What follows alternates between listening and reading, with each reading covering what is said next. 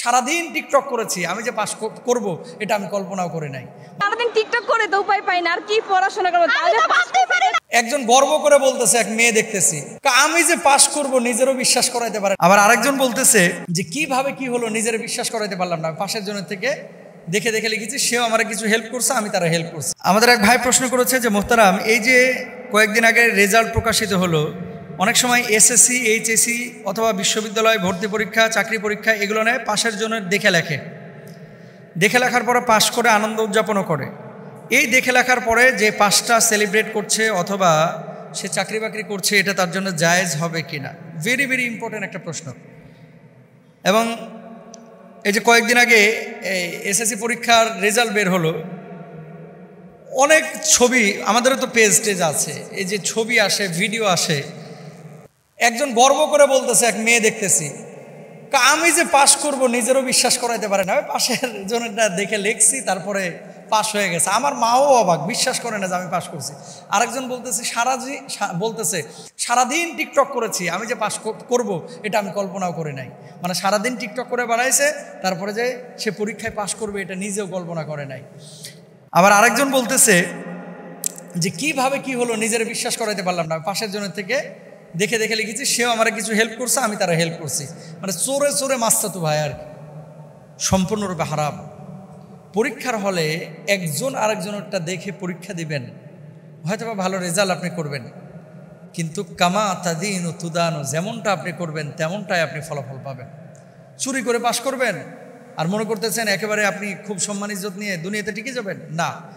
অসংখ্য ছেলেরা আছে, মেয়েরা আছে যারা জিপিএ 5 পায় নাই, কিন্তু ঢাকা বিশ্ববিদ্যালয়ে কোনো মতো চান্স পাইছে, তারপরে এরা বিশ্ববিদ্যালয়ের টিচার পর্যন্ত হয়ে গেছে, কোনো মতো টেনে টুনে পাশ করেছে, তারপরে এরা আমেরিকায় ভালো বিশ্ববিদ্যালয়ে পিএইচডি করতেছে, দাখিল আলেম দিয়েছে, অথবা একটা সাধারণ সাবজেক্ট নিয়ে পাশ করেছে, আঙ্কারা বিশ্ববিদ্যালয়ে পিএইচডি করতেছে। এরকম পরিচিত আমারই কয়েকজন আছে, তুরস্কের ইস্তাম্বুল বিশ্ববিদ্যালয়ে পড়াশোনা করতেছে, এরকম স্টুডেন্টও আছে। দেখেন, সফলতা এটা আল্লাহর পক্ষ থেকে আসে। পরীক্ষার হলে এভাবে দেখে লেখা এটা কোনোভাবে ইসলামে জায়েজ নেই। এখন আপনি যদি অবৈধ পন্থা অবলম্বন করে মেডিকেলের প্রশ্ন কিনলেন, অথবা আপনি বিশ্ববিদ্যালয়ের প্রশ্ন কিনলেন, চুরি করে আপনার ওই পরীক্ষা দিলেন, দেওয়ার পরে আপনি পাশ করলেন, এখান থেকে যে চাকরিটা আপনি পাবেন এই চাকরিটা আপনার জন্য বৈধ হবে না। কেন? এখানে কয়টা গুনাহ দেখেন। 1 নম্বর গুনাহ হচ্ছে, আপনি যার কাছ থেকে টাকা দিয়ে এই প্রশ্ন কিনেছেন, মিনিমাম 4-5 লাখ টাকা তারা দিয়েছেন। এই 15,000 20,000 টাকায় কেউ কিন্তু প্রশ্ন দেয় না ভালো বিশ্ববিদ্যালয়ের, যেগুলো পত্রপত্রিকায় দেখা যায়, কয়েকদিন পর পরই তো ধরা খায়। তো মোটা অ্যামাউন্ট দিয়ে আপনি তার কাছ থেকে প্রশ্নটা কিনলেন, ওখানে একটা হারাম কাজ করেছেন। 2 নম্বর, এই প্রশ্ন আপনি নিয়ে পড়িয়া তারপর পরীক্ষা দিতে গেছেন, এখানে আপনি প্রতারণা আশ্রয় নিয়েছেন, 2 নম্বর পাপ করেছেন। 3 নম্বর, আপনার জায়গায় যেই মেধাবী ছাত্রটা ঢোকার কথা ছিল, আপনার এই চোরামির কারণে যে সে ঢুকতে পারলো না, তার হক আপনি নষ্ট করেছেন।